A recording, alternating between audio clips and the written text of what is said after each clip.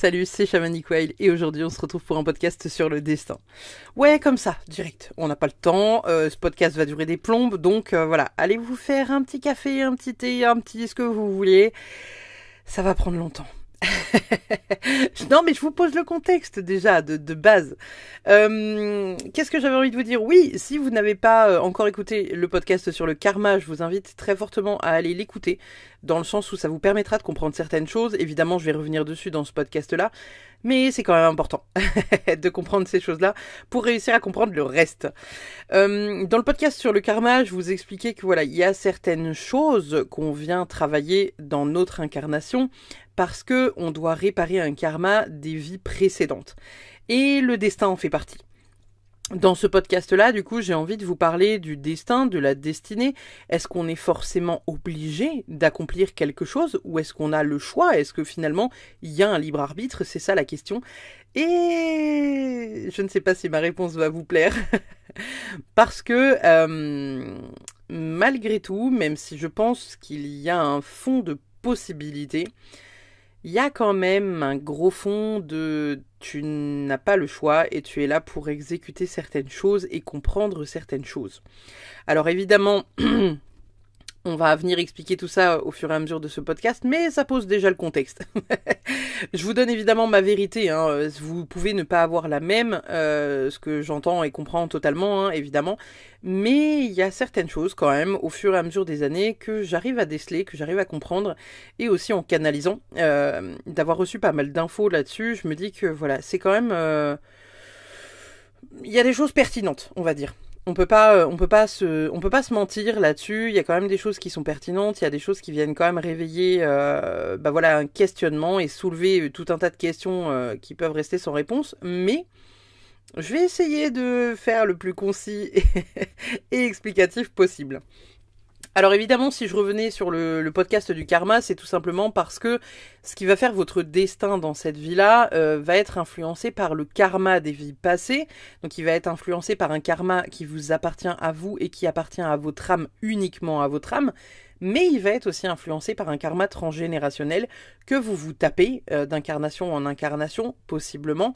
Mais en tout cas, dans cette incarnation-là, du karma que vous vous trimballez parce que bah voilà, vos parents se trimballent un karma qui tiennent des grands-parents, etc., etc. Et vous avez entre les mains cette patate chaude que tout le monde se refourgue d'année en année, de génération en génération. On explique souvent que... alors, dans le karma transgénérationnel, on explique souvent que voilà, il y a 6 générations qui nous impactent et qu'on est entre guillemets, voilà, on est ce truc, vous savez, qui a été transformé par nos générations passées et qui a été influencé. Pour vous faire globalement un petit résumé simple et facile pour que vous compreniez un peu le machin, c'est-à-dire qu'on va partir du principe que votre âme est de couleur blanche, voilà, simple, basique, voilà, comme la chanson d'Orelsan, et lorsque vous avez un karma, donc on va partir du principe que là on parle que du karma transgénérationnel parce que c'est aussi valable pour le karma que vous faites de vous à vous-même d'une vie à une autre. Mais pour le karma transgénérationnel, on a cette couleur blanche, on va dire, qui est du coup neutre, simple, pure. Et c'est comme si votre arrière grand-mère ou arrière-grand-père avait balancé un peu de noir dans la couleur blanche. Et c'est comme si votre arrière-grand-mère avait rebalancé encore un peu de noir. Et votre arrière-grand-mère aussi, votre arrière-grand-mère, votre grand-mère, votre mère, tout le monde a à sa sauce balancé un peu de noir dans la couleur blanche. On est d'accord que finalement, le résidu de votre couleur à vous, si vous deviez avoir une couleur attitrée, vous seriez plus proche du gris anthracite que d'un blanc. On est d'accord. Hein. À la limite, si le karma est vraiment léger, on est plus sur un gris souris, mais voilà, on n'est pas là pour faire dans le pantôme de couleurs. Vous avez compris l'idée, on est entaché avec toutes les choses que nos familles reproduisent et que les générations du dessus n'ont pas réussi à résoudre. Il faut savoir qu'actuellement, on est dans une génération où globalement, les personnes qui ont entre 20 et 45 ans, là maintenant tout de suite, là en 2023, lorsque je vous parle de ce podcast-là, sont des personnes qui sont là pour venir traiter le karma transgénérationnel en majorité. Maintenant que ça c'est fait, nous avons aussi le karma du coup personnel qui nous appartient, qui appartient à notre âme, et ça il n'est dessiné que par notre âme. C'est-à-dire que votre karma va être entaché par quelqu'un qui n'est pas vous, indirectement parce que ce n'est pas votre incarnation, mais c'est vous dans une autre vie. Alors vous avez vous vous dites, attends, oh là, c'est qui le connard qui a mis du orange et du rouge et du jaune dans mes couleurs là de blanc? Parce que moi je me trimballe le karma de quelqu'un qui a fait de la merde, mais c'est pas moi. Et indirectement, vous avez raison, puisque ce n'est pas, vous avez la sensation que c'est pas vous, hein, parce qu'on est totalement détaché de ce truc du je ne suis qu'un. Mon âme, c'est moi. On est vraiment détaché de ça, on a la sensation que notre karma a été entaché par quelqu'un qui a fait de la merde dans une vie antérieure. Et donc le destin, il rentre en compte là-dedans. Prenez des notes. Le destin, si vous voulez, il est en majorité écrit. Parce que malgré tout, notre naissance, notre mort, sont des choses qui sont écrites. Les personnes qu'on va rencontrer sont majoritairement écrites, pas forcément toutes, mais les personnes notamment avec qui on se marie, avec qui on a des enfants, avec qui on passe vraiment un temps de vie important, sont des personnes qui sont écrites. Il y a des personnes des fois qui vont avoir un mauvais rôle. On appelle ça le rôle du méchant dans notre vie. Généralement, c'est des personnes qui, dans une vie antérieure, c'est des amis fidèles, c'est des âmes fidèles, c'est des âmes avec qui vous êtes vraiment, c'est des poteaux du fond du cœur, quoi. C'est vraiment, et c'est celles qui vous font travailler le plus, parce que on est sur la planète Terre, et que sur la planète Terre, on est con, parce que en tant qu'humain, on apprend dans la dualité, on apprend dans la souffrance. On retient mieux quand on souffre. Et puis, du coup, donc on vient réparer ce karma dans notre destinée. Donc faut savoir qu'il y a des choses, j'ai déjà parlé de ça dans le podcast sur le karma, mais si vous voulez, au niveau du destin, on vient vraiment panser les plaies, on vient guérir, on vient pas forcément nettoyer, mais on vient en tout cas réparer le karma qui a été fait dans une vie antérieure. Et en plus de ça, on se tape dans la même sauce le karma transgénérationnel.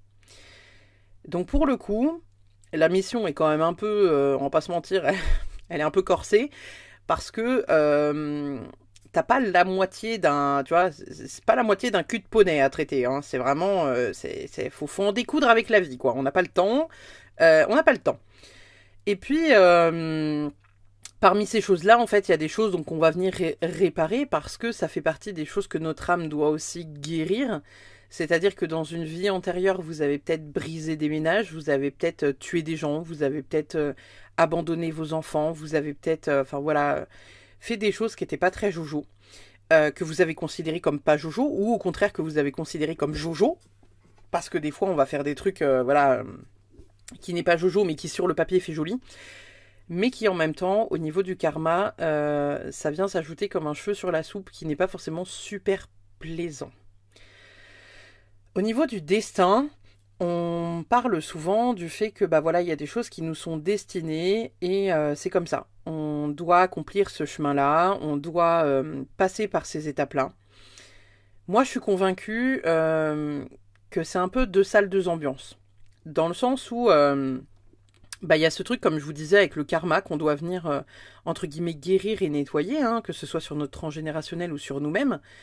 Donc je vous expliquais dans le podcast sur le karma que par exemple, pour venir nettoyer un karma ou réparer un karma, c'est-à-dire que dans une vie antérieure, vous avez été par exemple SS ou nazi, vous avez tué tout un tas de gens, vous avez brisé indirectement des corps, ça veut dire que dans cette vie-là, vous commencez avec un karma négatif et pour mettre votre karma en positif, il va falloir venir réparer des corps que vous avez broyés.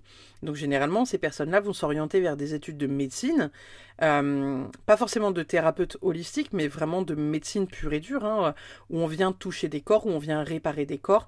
Les métiers d'infirmière, c'est pareil. Les infirmières sont des personnes qui possiblement dans une vie antérieure ont brisé aussi des corps et des âmes entières pour venir les réparer dans cette vie-là. Il y a aussi, voilà, par exemple, je vous parlais dans le podcast sur le karma de mon amie qui est organisatrice de mariage, et je vous disais que voilà, elle était organisatrice de mariage parce que dans une vie antérieure, elle avait brisé des mariages, elle avait brisé des couples. Donc dans cette vie-là, elle vient réparer en fait ce karma qui est lié à elle et qu'elle revient passer en fait en positif ou au moins au point neutre. On va pas se mentir.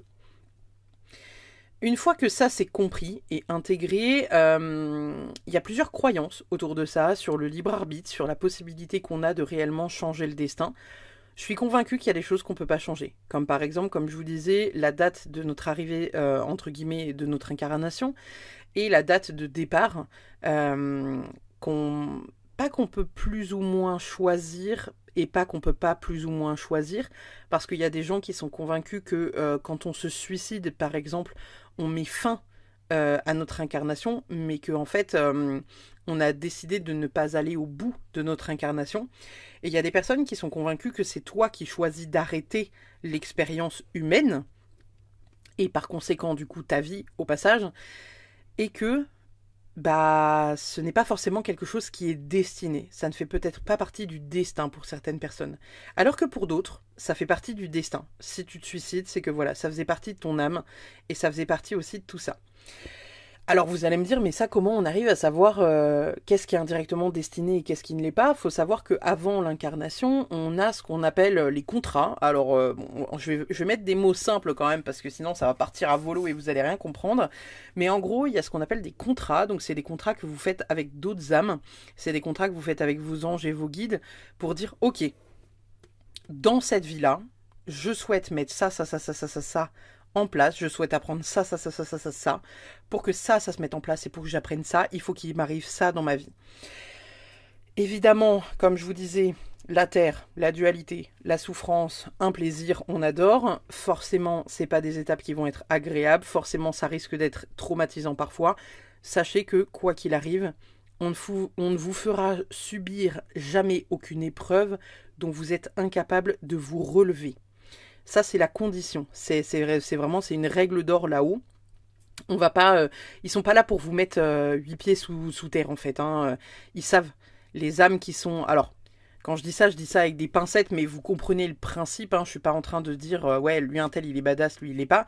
Mais ils vont choisir indirectement les incarnations où l'âme sera un peu plus badass que dans une vie antérieure. Donc forcément, là sur Terre, dans notre incarnation, il y a des âmes qui sont un peu plus badass, et il y a des âmes qui sont un peu plus doudouces, parce que dans les incarnations un peu plus badass, c'est des personnes qui vont pas avoir des incarnations simples, donc généralement ils vont enfiler les merdes comme des perles sur un fil, et ils seront pas tranquilles avant un bout de temps ou pendant un moment.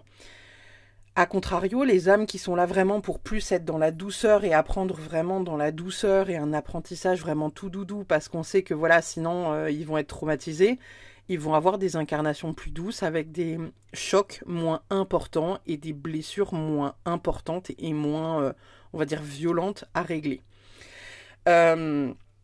Je ne sais pas si vous vous intéressez à la chiromancie, mais la chiromancie, vous savez, c'est la lecture de l'avenir dans les lignes de la main. Et j'avais lu à un moment donné quelque part que la main faible, donc vous savez, on a toujours plus une main forte, hein, la main avec laquelle vous écrivez, c'est votre main forte, et l'autre main, c'est la main faible. La main faible, en fait, vous êtes en train de regarder vos mains, oui, je sais. La main faible, en fait, ce sont la destinée qu'on vous... Comment dire ? C'est la destinée de base que vous devez accomplir. Et la main forte, c'est la destinée que vous êtes en train d'accomplir. Donc, il y a souvent ce truc, vous savez, où il y a ce qui est prévu pour vous, et il y a finalement ce que vous en avez fait. Et quand moi j'ai lu ce truc-là, au départ, je me suis dit, mais attends, normalement, On est d'accord que normalement, hein, si on n'est pas en possibilité de modifier quoi que ce soit et de bouleverser entre guillemets le cours du destin, eh ben on est censé avoir les mêmes lignes de la main. Et il y a des personnes qui ont les mêmes lignes de la main sur la main gauche et sur la main droite pour la simple et bonne raison que ils n'ont rien accompli de ouf ou ils n'ont rien traité de ouf dans leur vie. Alors quand je dis ça, hein, évidemment, je pointe pas du doigt encore une fois, hein, on s'entend, mais ils ont une incarnation pépouse. Tout va bien dans leur vie, ils n'ont pas réellement de gros déboires amoureux, ils n'ont pas de gros déboires amicaux, ils n'ont pas de soucis à trouver du boulot, ils n'ont pas de soucis d'argent réel, enfin de trucs, vous savez, qui sont vraiment plombants et qui peuvent plomber le moral et qui peuvent du coup faire que votre incarnation a une sorte de défi à relever. Au travers de ce truc-là, je suis venue me questionner sur, oui mais du coup, ça veut dire qu'on a quand même la possibilité de changer son destin. Et puis en parlant avec d'autres médiums qui sont convaincus que non, ce n'est pas le cas, j'entends bien qu'il y a une impossibilité indirectement parce que les grandes lignes sont écrites. Ce que je comprends totalement, puisque lorsqu'on s'apprête à s'incarner, on fait un deal avec nos guides et nos anges, les personnes qui nous accompagnent sur notre chemin d'incarnation, pour dire, bah voilà, moi dans cette vie-là, je vais traiter ça, je vais traiter ça, je vais traiter ça. Et puis, de fil en aiguille, bah on se rend compte que finalement, il y a un gardien ou un ange, un guide, vous les appelez comme vous voulez, les êtres de lumière qui vous accompagnent, qui vous sont envoyés dès votre naissance pour un accompagnement jusqu'à votre mort, mais il y a aussi d'autres guides qui sont envoyés par tranche de vie. C'est-à-dire que vous allez avoir un guide qui va vous accompagner à un moment donné, et puis quand vous aurez terminé le cycle qu'il y avait à accomplir, il va vous laisser, il va repartir. Un autre va arriver pour faire un autre cycle qui partira du coup, enfin il partira au moment où le cycle sera clôturé. Et puis, je me suis dit, mais ça fait sens, tu vois. Parce que moi, j'ai cette sensation, voilà, qu'à un moment donné, on n'est pas toujours accompagné par les mêmes guides, qu'on a des tranches de vie où on a un guide, en fait, fixe, qui est là vraiment du début jusqu'à la fin. C'est d'ailleurs eux qui nous accompagnent quand on part de l'autre côté, hein. Et puis, il y a aussi ce truc du, mais attends, on peut pas changer notre destin. Et là, vous allez me dire, mais attends, bien sûr que si, on peut changer son destin, bien sûr que si, le libre arbitre, il va pas nous dire que si, que ça, que truc. Et en fait, vous voyez, plus j'ai les pieds là-dedans, et plus je me rends compte que finalement, on n'a peut-être pas tant le choix que ça. Et vous allez me dire, ouais, mais du coup, ça sert à quoi de vivre? Parce que si tout est écrit, c'est nul. Oui, mais vous savez, il y a une légende qui dit que...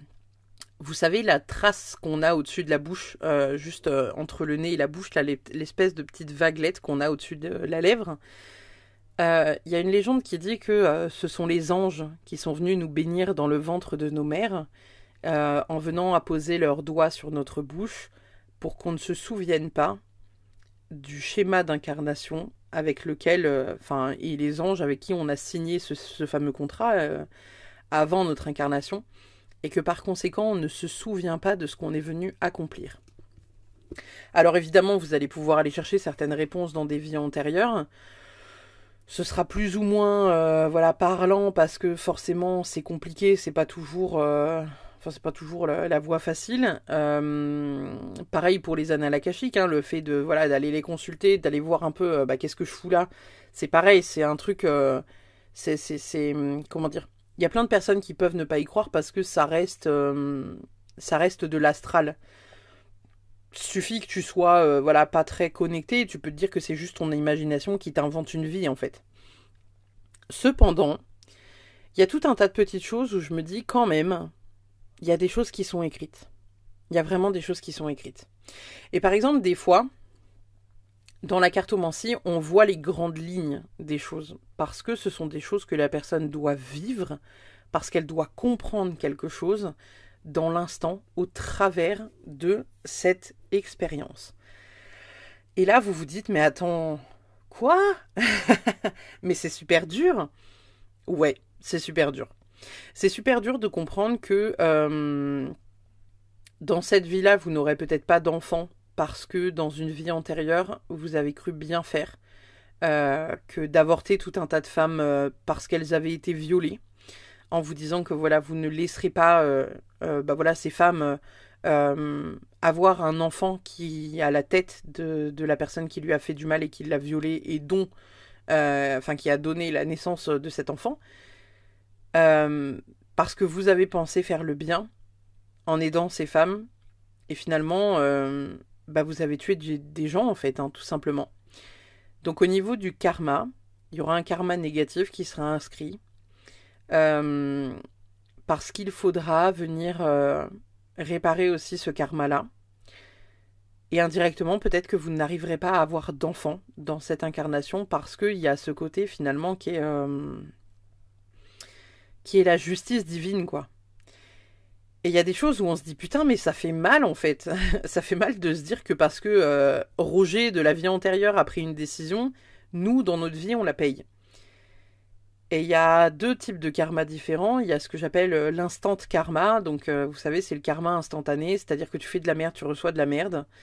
Et en ce moment, je trouve qu'il va très vite, le karma. J'ai remarqué que quand même, depuis 2021, on avait quand même pas mal accéléré les choses. C'est-à-dire que tu fais quelque chose, tu payes. Il y a beaucoup moins, j'ai l'impression, en ce moment, ce karma, vous savez, un peu latent, où tu te dis, c'est dans cette vie-là ou c'est dans la vie prochaine que je vais le payer. Faut savoir que, je vais vous donner un exemple, le karma, il se paye exactement comme quand vous payez un verre au bar. C'est-à-dire que, je sais pas, tu vas boire une limonade au bar. Les mecs du bar, tu les connais un peu bien parce que tu passes voilà, pas mal de temps là-bas. Et puis, une fois, tu oublies ton portefeuille et on te dit, ok, bah, tu nous devras 3 euros. Ouais, la limonade coûte 3 euros. La prochaine fois que tu viens.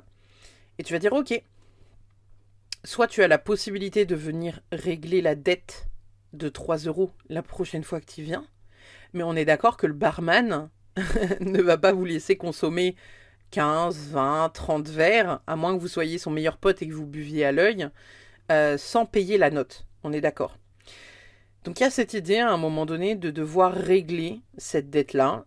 Et alors je comprends bien hein, que ça puisse être compliqué de se dire que voilà, il y a quelqu'un dans une vie antérieure qui a pris des décisions qui ne vous appartiennent pas, mais que vous devez régler parce que cette personne a fait de la merde. Mais en même temps, faut savoir que c'est comme tout, c'est que votre âme l'a signé avant de s'incarner.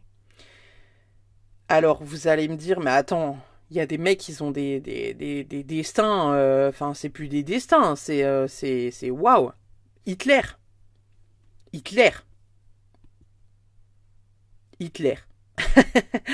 Non, j'ai pas d'autre mot. Hitler. Parce que oui, en fait, dans son schéma d'incarnation, Hitler a signé ça. Il a signé, avant de s'incarner, le fait que, bah voilà, quand il s'incarnerait, il serait là pour faire le mal. Parce qu'en même temps, ça permettrait à beaucoup d'âmes d'apprendre, d'une certaine manière. Ça permettrait d'élever la conscience collective.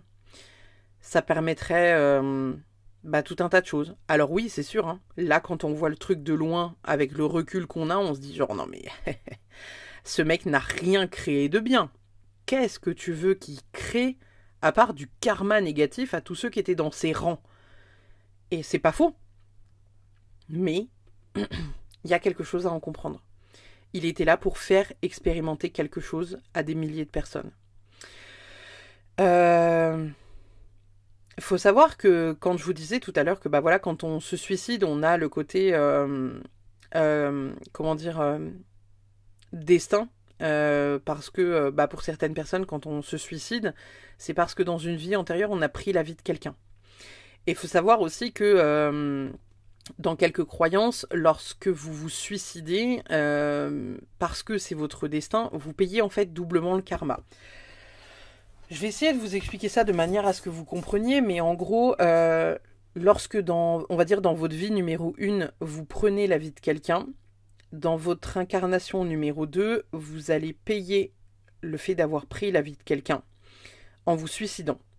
Et dans votre incarnation numéro 3, vous paierez encore le karma de la vie numéro 1 parce que vous vivrez le temps qu'il vous restait à vivre dans la seconde vie dans laquelle vous vous êtes suicidé.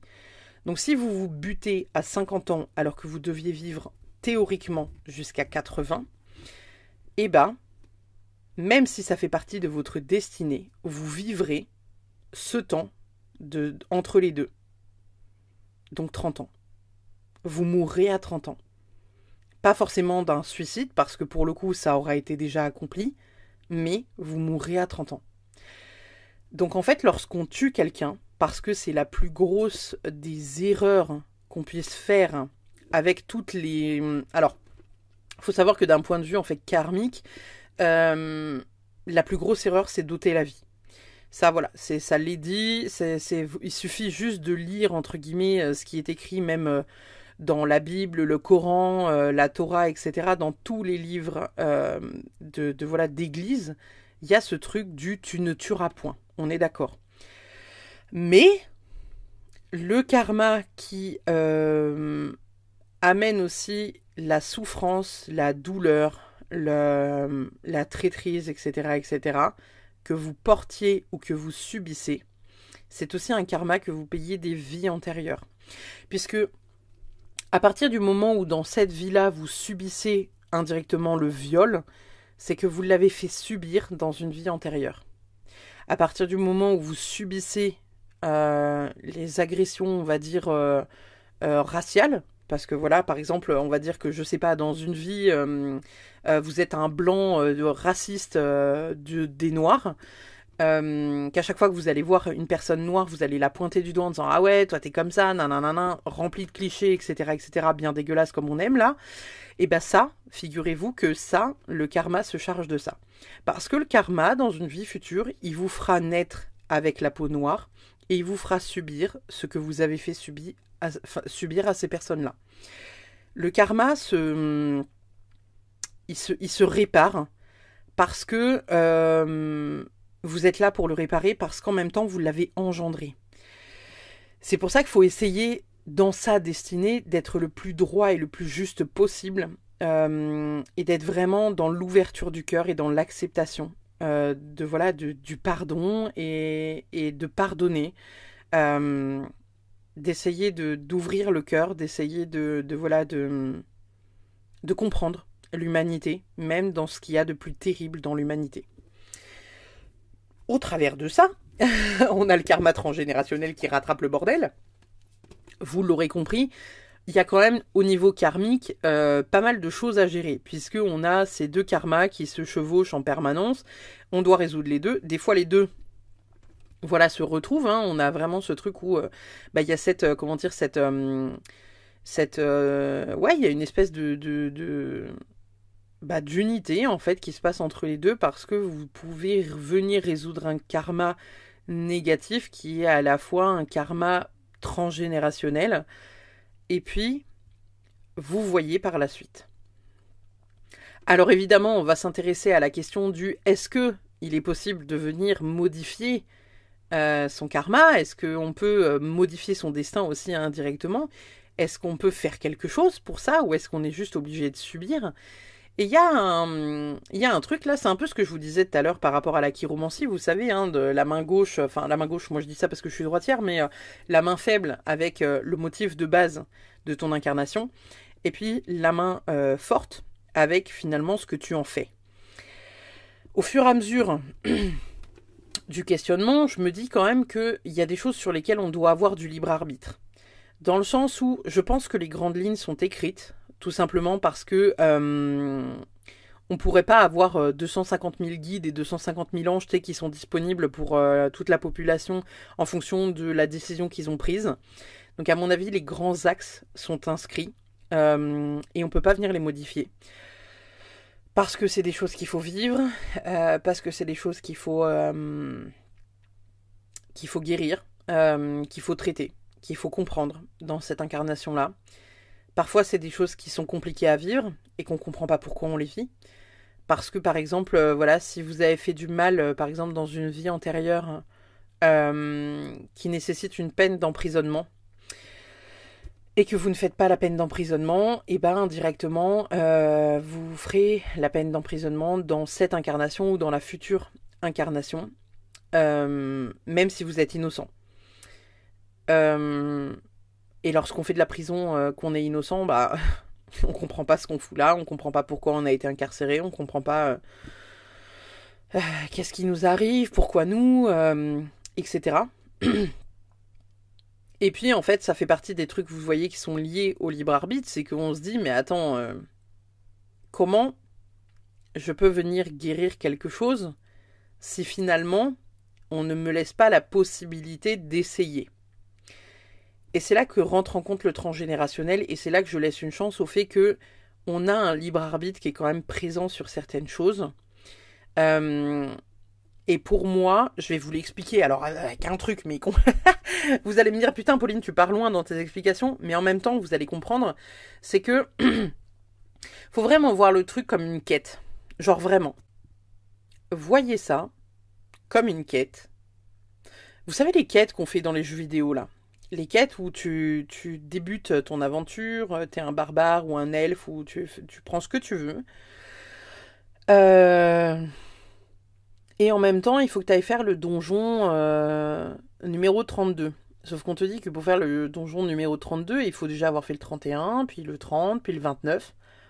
Parce que en faisant tous ces donjons-là, tu vas acquérir une expérience qui va faire que tu vas avoir du stuff, du matos, hein, qui te permet d'affronter l'ennemi final du donjon 32.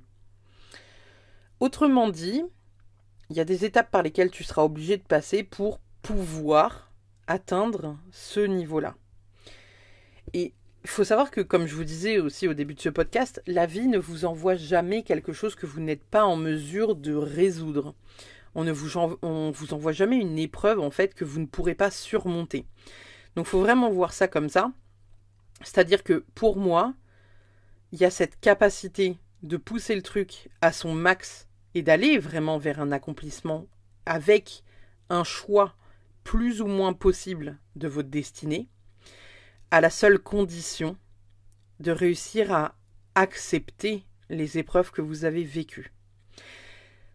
Je crois que c'est en Inde, je crois que c'est dans la religion indienne, alors je sais plus, je crois que c'est bouddhiste, je crois qu'ils ont un peu de tout de mémoire, hein, parce qu'il y a aussi des chrétiens en Inde, mais il y a ce qu'on appelle le karma, et il y a ce qu'on appelle le dharma. Et en fait, ils expliquent ça très très bien, que le karma, c'est quelque chose indirectement que tu subis parce que tu dois payer juste ce qui s'est vécu dans les autres vies. Donc, le karma, tu le subis parce que tu comprends pas toujours ce qui t'arrive, tu comprends pas pourquoi tu le vis, tu comprends pas pourquoi ça se passe, tu comprends pas pourquoi tu dois payer une note qui n'est pas la tienne, indirectement. Alors que, lorsque tu commences à travailler sur toi, lorsque tu es vraiment dans la conscience indirectement collective, la conscience de ton corps, la conscience de ne pas être parfait, de travailler sur soi, comprendre ce qui se passe autour de nous, en fait, hein, tout simplement. Il y a aussi ce truc où on dit que on a la possibilité de diriger indirectement notre karma. Et du coup, c'est là que rentre en compte le transgénérationnel, parce qu'on est d'accord que si le karma transgénérationnel se refourgue comme une patate chaude de génération en génération, et qu'on a la possibilité de venir le guérir, ça veut dire qu'on a le choix. On a la possibilité de le laisser faire et indirectement de le laisser se reproduire, comme on a la possibilité de dire stop à un schéma qui dure et perdure depuis trop longtemps. Donc, est-ce que ce karma, entre guillemets, est-ce que ce destin est déjà prédestiné? Est-ce qu'on a tamponné quelque chose? On dit ouais, bah moi, je vais tout flinguer, tu vois, je vais venir réparer l'intégralité de mon karma et venir réparer l'intégralité de mon karma transgénérationnel dans cette vie-là. Est-ce que c'est déjà signé? Je suis pas sûre. Est-ce qu'on a réellement le libre arbitre? Je suis pas sûre non plus. Cependant, je pense que la vie nous met à l'épreuve, dans le sens où on va... Alors, vous allez peut-être le voir, mais enfin, comprenez-le comme vous avez envie de le comprendre et mettez-le surtout en fonction de ce que vous vivez dans votre vie. On est d'accord que à peu près une fois par an, à un moment donné dans notre vie, il nous arrive un petit tas d'enchaînements, vous savez, où vous vous dites, putain, mais j'ai que des merdes en ce moment, il se passe quoi?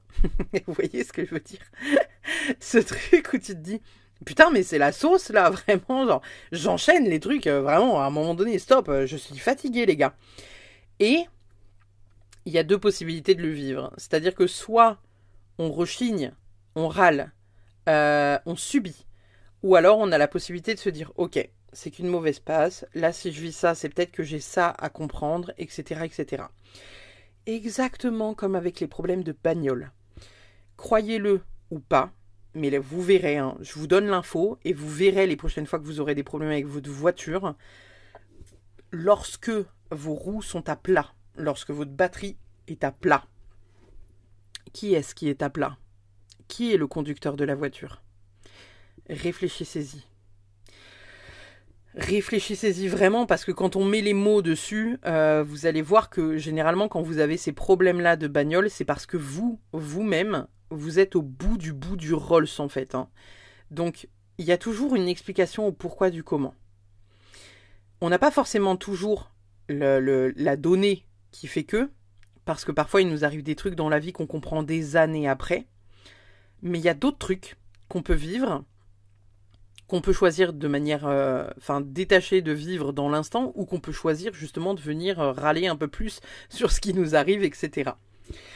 Pour revenir à cet exemple du donjon, pour moi en fait, il y a le fait que par exemple, avant notre incarnation, on va faire un deal avec par exemple une liste de 50 choses à accomplir, et on a la possibilité de les accomplir presque toutes, en ayant justement fait un choix d'incarnation.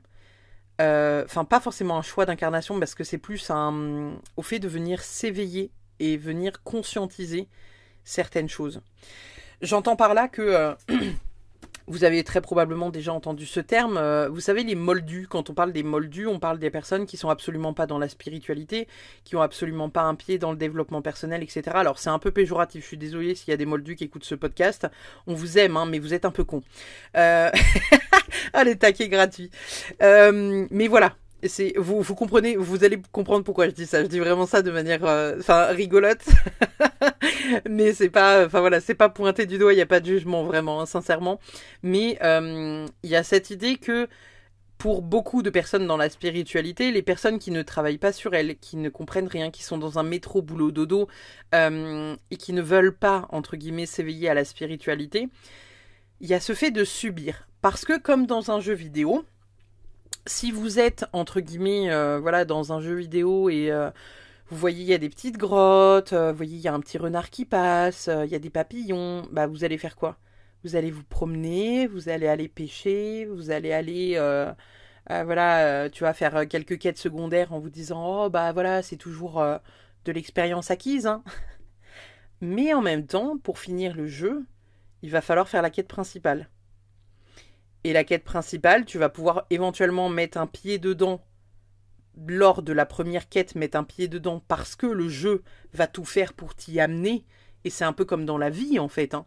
C'est-à-dire qu'à un moment donné, vous allez être confronté à un problème. Si vous ne passez pas l'épreuve, qu'est-ce qui va se passer? Le problème, vous allez le manger une deuxième fois dans votre tronche, et puis une troisième fois, une quatrième fois, une cinquième fois, jusqu'à ce que vous intégriez le truc. Vous voyez ce qui se passe? Alors que si on repart dans notre jeu vidéo, vous êtes ce barbare, cet elfe, ce personnage qui a compris dès le départ que la quête principale pouvait nous amener énormément d'expérience, une certaine notoriété, et qui permettait d'avoir les clés de tous les donjons alentours, et de pas se faire chier à aller creuser au fin fond des dunes de je sais pas quoi pour essayer de trouver une clé, et ben il y a un peu cette idée-là. C'est-à-dire que, encore une fois, pour moi, il y a des choses qui sont écrites à la base. On nous met sur la voie pour aller résoudre les problèmes qui sont liés à notre âme, donc le karma de notre âme et le karma transgénérationnel. On a la possibilité de passer à côté et de ne jamais comprendre ce qui nous arrive, en se disant, bah voilà, j'arrive pas à avoir d'enfant, mais je comprends pas pourquoi. Je tombe toujours sur des hommes violents, mais je sais pas pourquoi. Je tombe toujours sur des femmes qui me trompent, mais je sais pas pourquoi. C'est des schémas qu'on reproduit encore et encore et encore et encore dans cette vie-là, dans nos générations passées, hein, parce que c'est un transgénérationnel qu'on peut aussi se fader au travers voilà, de nos parents, grands-parents, etc. Mais on a la possibilité indirectement de venir le modifier et de venir saisir ce truc-là, et sans forcément en fait rediriger le destin, parce que pour moi ce n'est pas une possibilité. C'est-à-dire qu'on a des choses qu'on doit accomplir, hein. Je vous l'ai dit dans le podcast sur la médiumnité, don ou capacité. Chaque personne de la planète Terre est une pièce de puzzle qui doit être à une certaine place à un moment donné de sa vie. Mais il y a le fait de trouver la place à laquelle on est, il y a le fait de comprendre la place à laquelle on est, il y a le fait d'intégrer les choses, il y a le fait de les digérer, il y a le fait de passer au-delà et d'avancer dans sa vie. Vous le savez peut-être parce que j'en ai parlé sur Instagram et j'en ai parlé alors en survolant, hein, parce que je ne suis pas rentrée dans les détails, parce que je ne peux pas rentrer dans les détails et c'est pour ça que je ne vais pas rentrer dans les détails là dans ce podcast, mais je vais survoler. Il y a un an, il nous est arrivé un truc au niveau familial. Et je me dis, si ce truc-là, je l'avais vécu il y a 2, 3, 4, 5 ans, 6 ans, je l'aurais peut-être vécu différemment. Dans le sens où, entre-temps, bah moi j'ai fait d'autres donjons. Qui fait que là, je suis devant le donjon 35, et où je me dis genre, ok, pas simple quand même l'énigme là. J'ai hâte de le terminer ce donjon, parce que c'est long, c'est poussiéreux et ça me fait chier. Je sais pas ce que ça va m'accomplir, enfin dans quoi je vais m'accomplir à la fin de ce donjon et qu'est-ce qu'il y a dans le coffre de fin de donjon. C'est quoi le big boss de fin de donjon et c'est quoi le loot qu'il y a derrière. Le loot, pour ceux qui ne connaissent pas le langage geek, c'est qu'est-ce que tu récupères dans le coffre au trésor après avoir affronté le boss. Parce que aujourd'hui, je n'ai pas les tenants et les aboutissants de ce truc-là. Je sais pas pourquoi je le vis, mais je le vis. Donc j'essaye de le vivre de manière totalement détachée, en étant voilà, la plus respectueuse avec moi-même et avec les autres. Parce que très honnêtement, je pense que si j'avais vécu cette problématique il y a 6 ou 7 ans, j'aurais tué la personne ou je me serais buté. Genre vraiment. Donc je me dis, qu'est-ce qui fait que à ce jour, il y ait ce truc-là qui ait changé? Et je pense qu'il y a ce truc-là qui a changé parce que je me suis reconnectée pleinement à indirectement mon âme. J'ai compris que c'était quelque chose que je devais vivre parce qu'il y avait quelque chose de karmique et transgénérationnel à venir résoudre. J'ai compris que c'est quelque chose qu'il fallait que je résolve aux côtés de ma fille. Et en fait, aujourd'hui, je me dis que j'ai bien cheminé. Et vous voyez où est-ce que je veux en venir au travers de ce que je suis en train de vous dire là, c'est que si vous voulez, comme je vous disais, il y a ce truc où à la fois on doit le vivre, mais là actuellement je le vis et j'essaye de m'en détacher le plus possible en me disant que voilà, ça fait partie des choses qui font partie des épreuves que je dois résoudre dans cette incarnation, mais je ne le subis pas. Alors que comme je vous disais, il y a quelques années de ça, je l'aurais subi. Vraiment, hein, je l'aurais subi, en fait, tout simplement. Donc pour en revenir au questionnement de base, est-ce qu'on a un libre arbitre réel? Je dirais pas surtout. Je dirais pas surtout parce que pour moi, on a quand même une destinée qui est écrite. On a des choses à accomplir. Pour moi, votre destin, il est inscrit en partie. Mais vous avez la possibilité de mieux le vivre en conscientisant certaines choses, en conscientisant que vous devez passer au travers de cette étape-là, parce que faut venir entre guillemets guérir ce passif en fait transgénérationnel qui est lié à votre famille et à la fois ce passif qui est lié à votre âme et où vous dites que Bernard dans la dernière incarnation il a fait de la merde, mais il y a la possibilité de rager en fait toute sa vie en se disant que voilà on subit, et il y a la possibilité de prendre les choses de manière plus douce, même si c'est dur. Et c'est pas parce que c'est dur que vous n'avez pas le droit d'être en colère, c'est pas parce que c'est dur que vous n'avez pas le droit de pleurer, c'est pas parce que c'est dur que vous n'avez pas le droit de souhaiter la mort de la personne qui vous a fait du mal. C'est humain en fait d'avoir ces comportements-là. Euh, mais il faut réussir à comprendre que c'est des étapes qui vous amènent quelque part. Et moi, en fait, au départ, je me suis posé la question. Je me suis dit, putain, mais pourquoi moi je vis ça? Pourquoi ma fille le vit? Pourquoi pourquoi et je me dis, voilà, comme je vous disais, hein, si je l'avais vécu il y a 7 ans, je me serais tiré une balle, en fait. Hein, je serais pas allé plus loin. Je me serais dit, genre, non, c'est trop dur. C'est pas impossible que dans quelques années, je déclenche un Alzheimer tellement j'aurais envie d'oublier ce moment-là de ma vie, tellement c'est douloureux à entendre, à comprendre, à voir. Mais en même temps, il y a une part de moi qui me dit que bah voilà, si je l'ai vécu, c'est parce qu'il fallait que je le vive. Si je l'ai vécu, c'est parce que j'ai les épaules euh, pour traiter la donnée, entre guillemets. J'ai un processeur suffisant pour faire tourner le mécanisme. Mais il y a une part de moi, évidemment, qui aurait aimé ne jamais le vivre parce que c'est compliqué, parce que ça fait mal, parce que c'est traumatisant, en fait, de voir ce truc-là, et encore plus quand ça touche notre chair. Mais en même temps, je me dis, voilà, c'est pas pour rien. C'est pas pour rien que c'est vécu, c'est parce que elle et moi, on devait vivre ce truc-là. Parce que elle et moi, on avait quelque chose à résoudre à propos de ça. Parce que elle et moi, on avait peut-être un karma transgénérationnel à venir stopper. Euh, et peut-être qu'il y avait aussi ce côté, vous savez, où finalement, euh, même si aujourd'hui je vois pas l'apprentissage qu'il y a derrière, je suis de plus en plus en train de le deviner. Parce que je sais pas si vous le savez, hein, peut-être que vous écoutez les podcasts, mais que vous me suivez absolument pas sur les réseaux et que vous ne savez peut-être pas ce que je fais dans la vie. Euh, mais moi, la majorité de mon travail, c'est de venir aider les personnes à résoudre justement ces mémoires karmiques et cellulaires.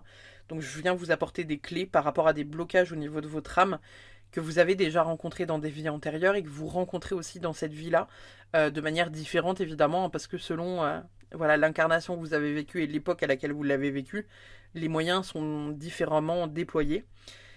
Et puis, je me suis intéressée au transgénérationnel. Je me suis demandé voilà pourquoi je vivais ça, pourquoi dans ma famille on l'avait vécu, pourquoi ma fille le vivait.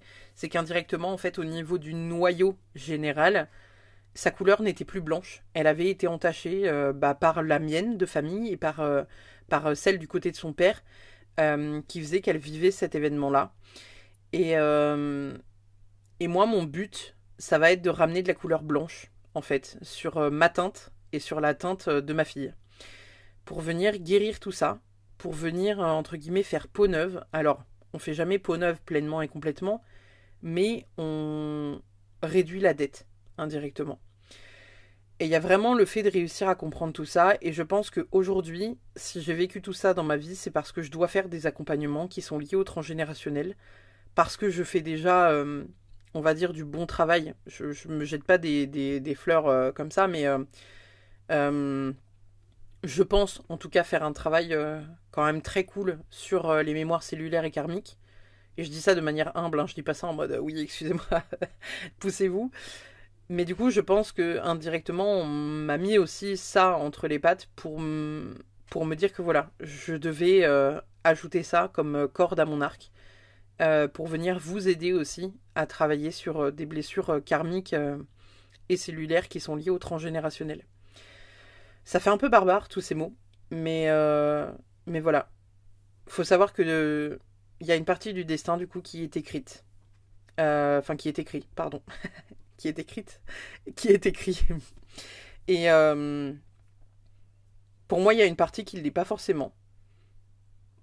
Mais on n'a pas non plus 10 millions de chemins. On a des possibilités, c'est-à-dire que c'est pas écrit si vous allez manger des pâtes ou de la pizza à midi. Euh, Mais voilà, les personnes qui nous accompagnent dans notre vie sont des âmes qu'on a déjà eues bah, dans des vies antérieures. C'est des âmes avec qui on a déjà cheminé dans des vies antérieures. Les âmes qui nous font le plus de mal, c'est parfois les âmes qui vont nous apprendre le plus. Euh, c'est celles qui vont nous permettre voilà, d'expérimenter le plus et de venir comprendre pourquoi on vit ça. Parce que c'est de l'apprentissage. Et faut pas l'oublier. Ça fait partie de l'incarnation en fait que d'apprendre. On est là pour apprendre. C'est comme un jeu en fait. Hein, c'est vraiment Encore une fois, hein, vous prenez votre petit barbare, votre petit elfe, votre petit ce que vous voulez. Euh, On est d'accord que dans un jeu vidéo, si vous rentrez dans un donjon et que vous n'êtes pas assez fort pour passer le niveau, bah vous vous faites poutrer la gueule, vous mourrez, vous revenez à l'entrée du donjon. Et bah là, c'est un peu pareil. C'est-à-dire que c'est ce que je vous disais tout à l'heure. Vous avez la possibilité d'essayer d'affronter avec, entre guillemets, la bite et le couteau, l'intégralité du donjon, ou vous avez la possibilité de vous dire genre non, là le niveau est trop dur pour moi. Donc je vais aller quérir euh, l'intégralité du matériel qu'il me faut pour pouvoir accomplir ce truc-là. Et en fait, il faut savoir que la vie est quand même plus douce que ça. Parce que elle vous mettra jamais un avant-goût d'un donjon que vous ne pouvez pas faire avant que vous ne soyez équipé pour rentrer dedans. C'est-à-dire que si on part du principe, encore une fois, qu'on est dans un jeu vidéo, sur votre carte, il n'y aura que des donjons qui seront possibles d'accès. Parce que les autres, vous ne pourrez même pas les entreapercevoir. Ils seront à une partie de la carte à laquelle vous n'aurez pas accès. Tout simplement. Donc voyez vraiment ça comme ça. Parce que même si le destin est en majorité écrit, même si l'heure de votre naissance et l'heure de votre mort est écrite, même si le nombre d'enfants que vous allez avoir est écrit, même si les partenaires que vous avez dans votre vie sont écrits, il y a des choses qu'on peut vivre et qu'on peut choisir de vivre différemment. Parce que lorsque notre corps nous fait une alerte, parce qu'on fait un infarctus, parce qu'on est stressé, fatigué, épuisé, éreinté, parce qu'on fait une dépression, parce que notre mec nous a saoulés, et bien indirectement, on a des choses à comprendre au travers de ça. Et soit vous choisissez de rester dans un schéma qui vous fatigue et qui engendrera un deuxième ou un troisième infarctus jusqu'à ce que vous ayez un arrêt cardiaque qui termine l'intégralité du jeu.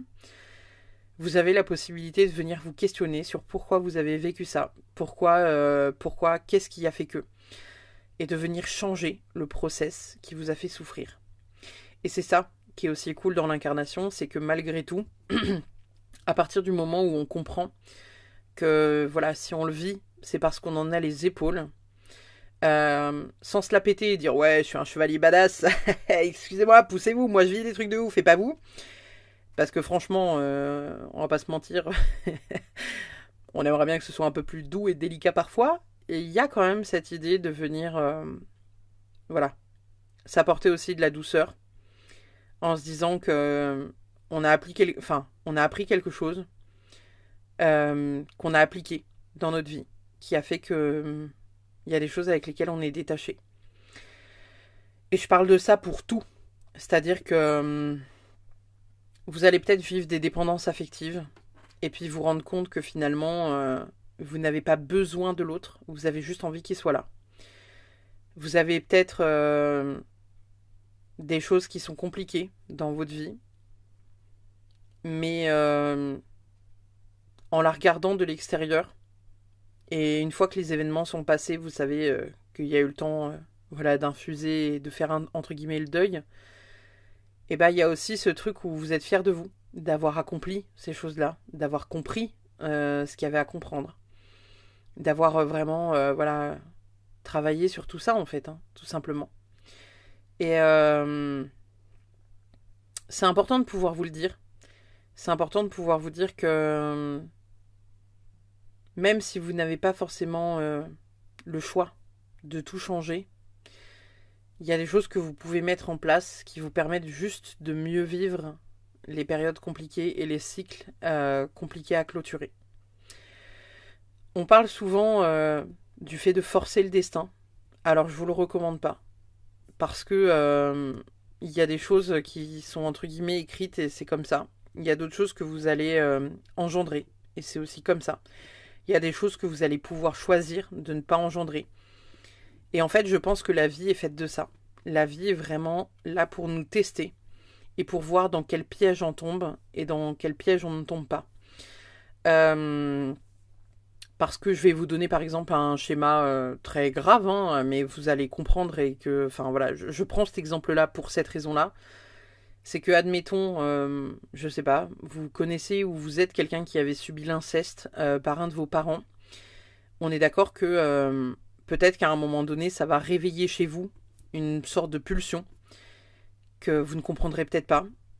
mais vous allez avoir la possibilité de soit y céder, soit de ne pas y céder. Parce que vous vous direz que vous n'avez pas envie de faire subir à votre enfant ce que vous avez subi vous dans votre enfance. Et ça, vous voyez, c'est ce qui me fait croire en le fait que il y a une forme de destin, il y a des étapes, il y a des cycles, il y a des choses qui sont écrites. Mais en même temps, c'est que sous forme d'énigmes. Et on a la possibilité de rater l'énigme comme on a la possibilité de la gagner. Et de résoudre le problème indirectement. Parce que lorsque vous réussissez l'épreuve, un peu comme à Fort Boyard, vous avez des clés qui vous permettent d'avancer par la suite sur le cheminement et d'ouvrir les portes. Et il faut vraiment le voir comme ça. Donc pour répondre à la question, est-ce qu'on a un libre arbitre ? Est-ce que le destin est écrit dans sa totalité et que du coup il n'y a rien qui peut nous surprendre ? Eh ben je répondrais que oui, le destin est écrit. Que non, on ne le connaît pas forcément. Parce que y a le voile de l'oubli qui est venu se déposer là à notre incarnation. Et que malgré tout, la vie vaut le coup et la peine d'être vécue. Parce que tout ce que vous apprendrez dans cette vie-là vous permettra d'avoir plus d'armes pour les vies futures et pour la fin de votre incarnation. Mais n'oubliez pas que rien n'est écrit dans le sens où, pour moi, c'est un jeu et vous avez la possibilité de soit réussir, soit louper. Et malheureusement, c'est un peu comme dans Squid Game. Pour celles et ceux qui ne connaissent pas Squid Game, n'allez pas le regarder, mais regardez juste le trailer parce que c'est horrible comme série. Mais c'est un peu l'idée. C'est-à-dire que t'as pas le droit à l'erreur. Parce qu'il y a des choses qui peuvent avoir des répercussions violentes. Pour toi, pour ta vie, pour ton entourage, pour tout en fait, pour tout. Et il y a d'autres décisions qui auront un peu moins d'impact. Parce qu'on est d'accord que bah voilà, si vous quittez votre mec ou votre meuf parce que ça va plus, ça aura pas réellement d'impact. Mais on est d'accord que si vous tuez quelqu'un, ça aura beaucoup d'impact. Et sur votre incarnation et sur votre vie. Donc voilà. C'était un podcast sur le destin. Qui a, ma foi, été très long. Je sais pas combien de minutes on en est, mais voilà. C'était important pour moi de faire un podcast sur le destin parce que je pense que j'avais aussi envie de vous parler indirectement de ce que je vis depuis presque 1 an et demi. Parce que voilà, c'est des choses qu'actuellement je ne comprends pas. Et peut-être que je vous ferai un podcast dans, allez, peut-être 1 an ou 2, où je vous dirai enfin ce que j'ai réussi à retenir. Ouais, ce que j'ai retenu de cette leçon, en fait, de cette leçon de vie. À ce jour, j'en vois pas vraiment la finalité, je vois pas réellement la solution. Mais voilà, ça fait partie des choses que je choisis d'affronter, que j'ai choisi d'affronter, qui font partie de mon incarnation et de mon choix d'incarnation, qui font partie de mon karma transgénérationnel et de mon karma personnel. Et bah, on va essayer de relever ça avec la plus grande des bienveillances et la plus grande des fiertés. Donc j'ai envie de vous dire, qu'importe ce que vous êtes en train de vivre dans votre vie, soyez fiers de vous. Soyez fiers de ce que vous accomplissez chaque jour. Et vous ne vivez jamais les choses par hasard. Vous ne rencontrez jamais les gens par hasard. Vous n'écoutez jamais les choses par hasard. Tout a un message. Il y a forcément quelque chose à comprendre derrière chaque chose que vous entendez ou comprenez. Et puis, je vous remercie infiniment d'avoir écouté ce podcast. N'oubliez pas, je suis responsable de ce que je dis, je ne suis pas responsable de ce que vous comprenez. Je vous fais des bisous, je vous dis à très vite. Salut!